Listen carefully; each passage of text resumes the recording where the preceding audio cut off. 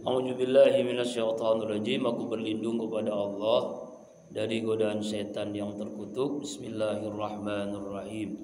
Dengan menyebut nama Allah yang Maha Pengasih lagi Maha Penyayang. Surah Ghafir, surah ke-70 ayat 78 sampai 85. Oh, terakhir ya. Berarti minggu depan ganti surah Fussilat. Oh iya benar.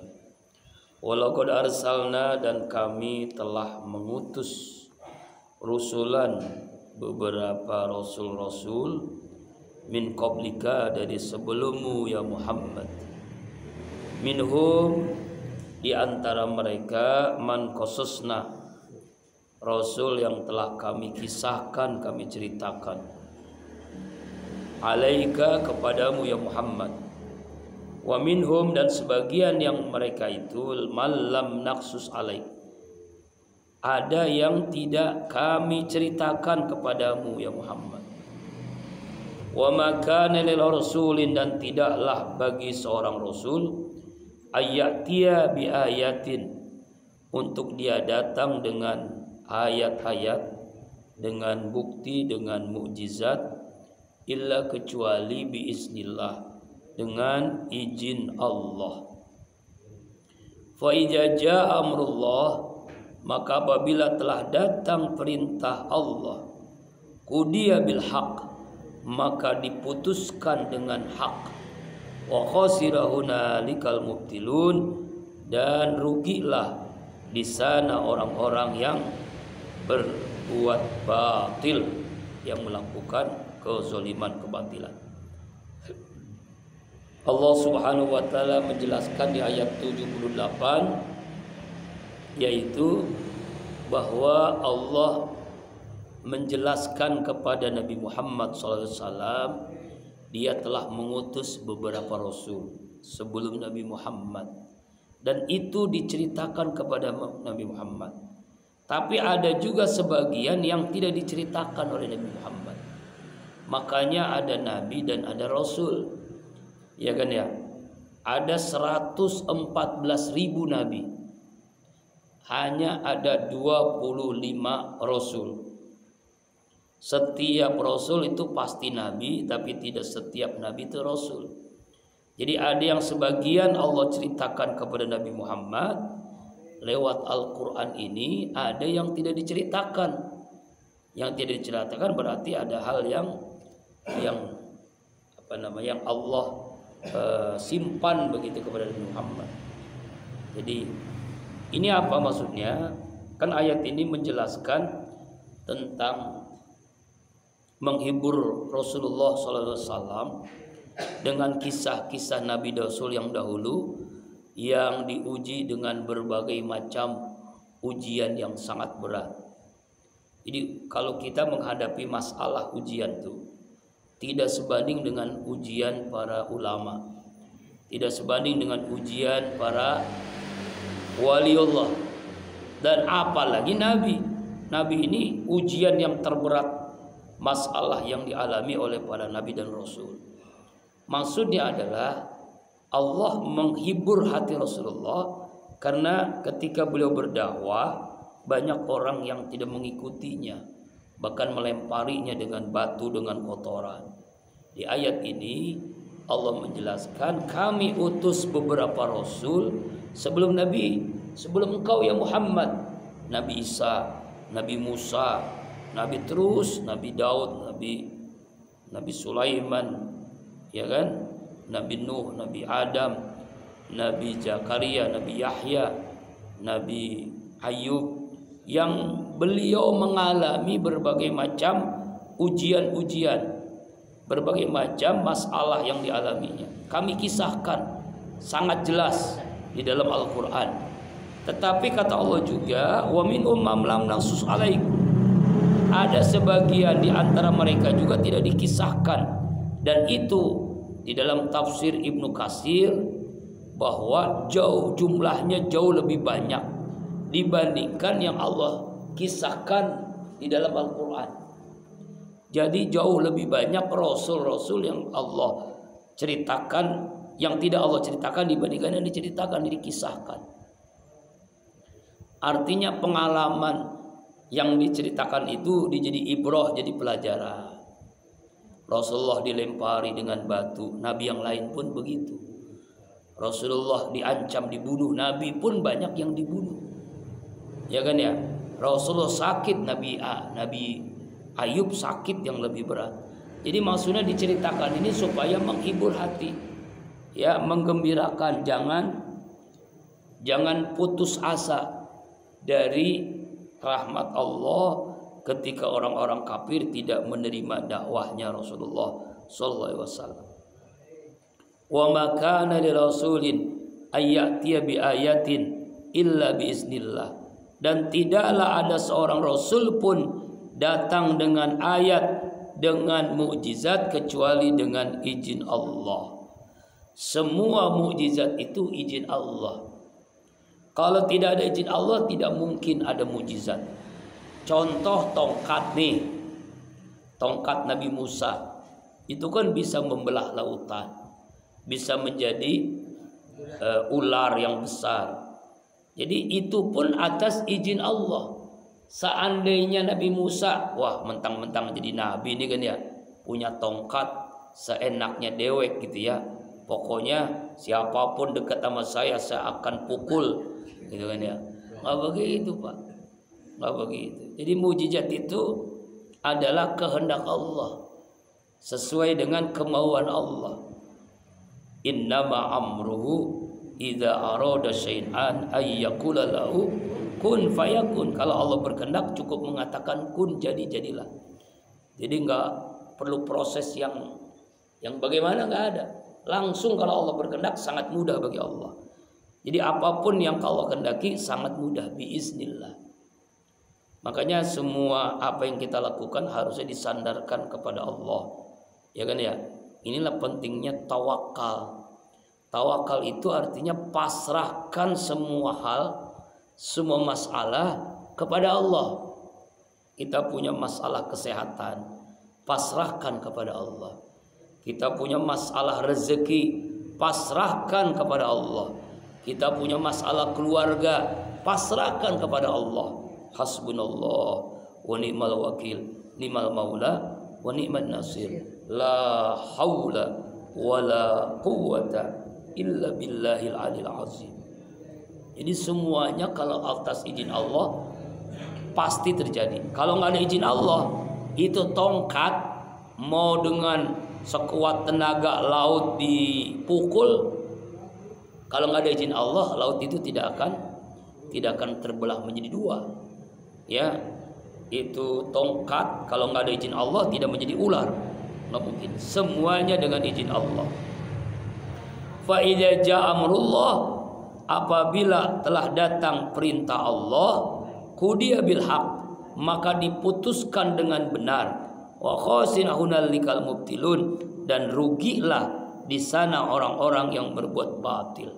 Artinya adalah kalau Allah sudah menurunkan azabnya, sudah memutuskan seorang ini neraka, ya, dia disiksa, maka dia menjadi orang yang khasir, orang yang rugi. Hunalikal mubtilun, di sana dia mendapatkan kebatilan. Jadi rugilah orang-orang yang berbuat batil.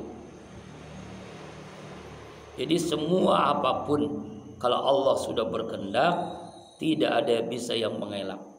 Jadi kalau Allah sudah memerintahkan azab bagi orang yang berbatil, maka semua orang yang berbuat batil akan rugi.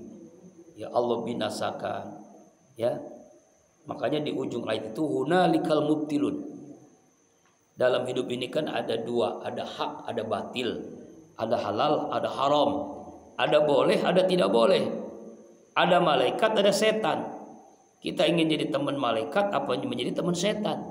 Kita ingin mendapatkan keberkahan apa mendapatkan kesengsaraan? Kita berbuat hak atau batil? Kita halal, melakukan yang halal atau yang haram? Itu hati ini selalu berperang tuh Pak. Ya, mau yang mana, yang mau halal atau yang haram, yang hak atau yang batil, bahagia atau sengsara. Orang yang memiliki akal yang cerdas pasti inginnya yang halal, yang hak, yang bahagia, pasti itu dengan sendirinya. Tapi kan ujian kita kan melawan apa? Nafsu yang ada dalam diri kita, lalu menjadi kendaraan iblis setan agar kita ini suka dengan yang haram, yang batil, yang enak-enak. Enaknya sesaat, Pak. Haram itu enaknya sesaat, menderitanya berkepanjangan. Enak sesaat minuman keras, menderitanya selama-lamanya di neraka. Enak sesaat narkoba, menderitanya selama-lamanya. Zina enak, ya kan ya, di dunia. Tapi ajab Allah selama-lamanya di akhirat. Makanya semua yang batil itu enak tapi tidak nikmat. Yang halal nikmat dan juga enak, dan itu bahagia. Ya kan ya? Ini ayat 78 mengingatkan kita jangan sampai kita melakukan yang batil. Kalau yang batil, yang maksiat, yang haram, pasti kita akan sengsara, rugi, khasira, akan rugi. Nauzubillah. 79. Allahul ladzi ja'ala lakumul an'am. Allah, dialah Allah yang telah menciptakan bagi kalian binatang ternak. Litarkabu minha wa minha takulun, agar kalian bisa mengendarinya dari binatang itu dan juga bisa makan darinya. Apa maksudnya? Allah menyebutkan anugerah karunia kepada hamba-hambanya, yaitu dengan menciptakan binatang ternak. Seperti apa? Onta, sapi, kambing, ayam, apalagi nih? Itulah intinya, bukan itu ya? Sebenarnya intinya kalau dalam sejarah itu 3 yang bisa untuk kurban, ya kan? Onta, sapi, kambing, domba, ya sama itu ya. Onta, sapi, kambing. Nah, kata Allah, sebagian binatang ternak itu litarkabu, agar kalian bisa menaikinya, mengendarinya. Ya, dengan onta, dengan sapi kan bisa naik kan, bisa melewati padang pasir yang tandus, bisa berangkat kemana-mana. Sebab kendaraan orang dulu, Pak, binatang. Sebelum ada mobil, pesawat, motor, bisa jadi nanti juga binatang, Pak. Contoh misalnya nih, tahun berapa nanti misalnya kalau Allah panjangkan umur kita, listrik sudah nggak ada, minyak bumi habis, motor, mobil, pesawat nggak bisa jalan kan, pakai apa ya? Ya kan ya? Akhirnya apalagi kembali ke zaman dulu dengan onta, dengan kuda, dengan sapi paling begitu. Ya iya, kembali ke zaman awal dulu. Ya kan? Wa tilkal ayyam nudayu bainan nas. Jadi kami putarkan kehidupan manusia kembali kepada asalnya. Dulu Arab itu kan padang pasir tandus. Sekarang, Pak, salju. Di Arab salju sekarang. Coba aja lihat. Hijau rumputnya kayak di Indonesia. Musim dingin. Kan aneh kan ya? Ini di antara tanda-tanda kiamat. Banyak danau-danau baru. Ya kan, karena hujannya banyak, jadi banyak danau, banyak telaga, banyak sungai, bahkan air terjun, Pak. Bayangkan. Itu kalau ngelihat YouTube-nya siapa tuh yang sering, orang Indonesia yang selalu bikin konten YouTube di sana, di Mekah, di Madinah. Sekarang Mekah Madinah bukan kayak dulu tandus begitu, Pak. Banyak rumput, banyak sungai, danau, bahkan air terjun, dan juga salju, turun hujan. Nah, ini kan di antara tanda-tanda kiamat. Di antara tanda-tanda kiamat adalah padang pasir jadi hijau, padang pasir banyak salju, padang pasir banyak danau, banyak kali, sungai. Nah ini. Nah nanti zaman itu kembali lagi nanti. Apa kita ngalamin? Wallahu alam. Pasti kan, namanya orang diambil terus kan, minyak diambil terus nih. Lama-lama habis. Ya kan? Kemudian pakai mobil listrik katanya. Ya listrik juga kan dari mana? Dari minyak juga, Pak, untuk menghidupkan listrik itu. Ya, habis juga akhirnya kan. Akhirnya kembali ke zaman zaman bahla nanti. Zaman batu lagi, zaman kuda, zaman binatang lagi. Di ayat ini jadi Allah memberikan anugerah kepada kita. Wa minna ta'kulun. Dengan binatang ternak itu bisa dikendarai dan juga bisa dimakan. Dimakan apa? Dagingnya, susunya. Ada susu kambing, ada susu sapi, ada susu onta. Itu kan ya? Itu. Ya kan bulunya. Bisa pakaian dari kambing kan ada bulwol gitu kan. Pakaian dari wol itu mahal harganya. Nah itu kan ada. Jadi semuanya bisa bermanfaat. Kalau nggak bisa minimal buat beduk, ya buat beduk. Ya Allah. Jadi dengan adanya Allah ciptakan binatang ternak itu agar apa? Agar kita mensyukuri, ya, agar kita berpikir bahwasanya Allah memberikan karunia berbagai macam nikmatnya kepada kita. Walakum fiha, dan Allah telah menciptakan bagi kalian semua di dalam hewan ternak itu, artinya dari sapi, kemudian kambing, ya, onta, manafi'u, berbagai macam manfaat yang lain. Ya kan, manfaatnya macam-macam. Ya kan, manfaat ekonomi, ya, dengan punya binatang itu kan bisa mengangkat perekonomian seseorang. Dengan manfaat bisnis, ya kan, yaitu dengan daging sapi, daging kambing, dagingnya. Manfaat kesehatan dengan daging, makan susu sehat. Manfaat macam-macam lah ya. Allah Akbar. Yang menarik, kalau di India itu sapi disembah, Pak. Kalau orang Islam disembelih, ya kan ya? Sama di Bali itu. Makanya sapi Bali itu sapi bagus-bagus. Kenapa sapi Bali bagus? Karena dia tuh jadi Tuhannya disembah. Ya kan, binatang yang tidak boleh disembelih ya sapi. Sama orang India juga begitu kan. Haram dia disembelih, nggak boleh karena Tuhannya. Nah kita malah disembelih kan Idul Adha. Dimakan kita, Masya Allah. Makanya harga sapi itu, harga sapi dari India itu, iya kan, banyak di sini kan. Lah kalau itu orang India jual sapi kan Tuhannya. Ya justru kita menjual supaya kita dapat banyak duit gitu kan dari sapi yang kita miliki. Nah inilah unik menarik Pak ya. Allah Akbar, sapi itu. Nah kemudian ada syariat di situ kan. Ada kurban, ada akekah. Kalau kurban itu setiap hari raya Idul Adha dan hari Tasyrik. Kalau akekah itu bentuk syukur atas kelahiran anak.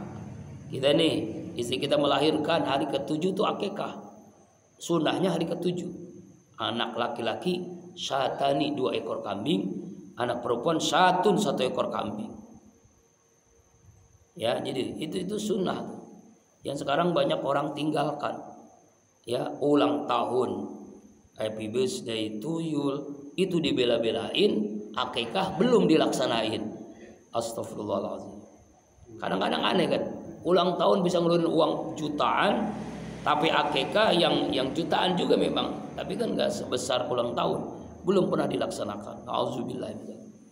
Yang sunnah ditinggalkan, yang tidak jelas dalilnya dilaksanakan. Nah inilah manafi'u. Semua yang Allah ciptakan itu bermanfaat, ya kan? Manfaat gizi kan, dengan susu sapi, susu kambing, sehat walafiat. Ini kita ini rakus semuanya dimakan kan ya. Walitablugu alayya hajatan fi sudurikum, dan agar kalian mencapai dengan kendaraan itu hajatan, keinginan, hajat, fi sudurikum, yang tersimpan di dada-dada kalian. Walaiha, dan dengan kendaraan itu, walal fulki tuhmalun, kapal kalian bisa diangkut di bawah. Ini Allah menjelaskan di ayat ini berbagai macam manfaat yang kita rasakan dengan binatang ternak yang Allah ciptakan. Yang menarik di sini, dalam tafsir itu tidak dijelaskan babi. Ingat Pak, babi itu bukan binatang ternak. Babi itu binatang liar. Lalu iblis menggoda manusia Karena apa? Karena nikmatnya katanya. Kata daging yang paling nikmat di dunia itu babi. Ya kan? Itu babi kata binatang yang paling nikmat. Padahal itu apa? Padahal itu rekayasa iblis, tipuan iblis. Kalau orang-orang Kristen, orang Nasrani, dia membaca kitab Injil dengan benar, itu pasti ada ayat yang melarang makan daging babi, Pak.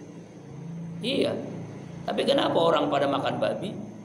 Karena terlena dengan godaan iblis awalnya. Yang lebih parah lagi sekarang ada orang pemakan semua binatang. Ada nih di Cina itu, di Thailand, malah jangan di Cina, di Thailand semua binatang dimakan, kodok, ular, kalajengking, monyet, aduh daging monyet. Astagfirullahaladzim. Bahkan yang lebih parahnya, saya pernah melihat video, Pak, itu orang makan dalam kondisi hidup. Apa namanya itu? Kecoa dimakan dalam kondisi hidup. Astagfirullah.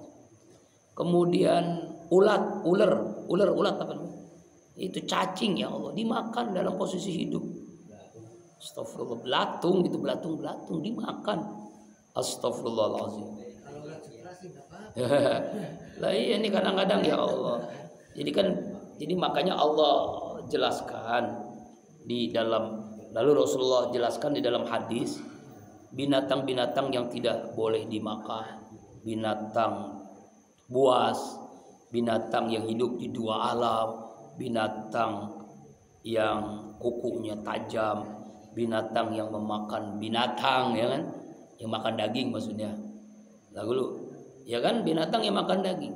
Kalau babi itu, Pak, semua apapun dimakan, ya, kotoran pun sendiri dimakan.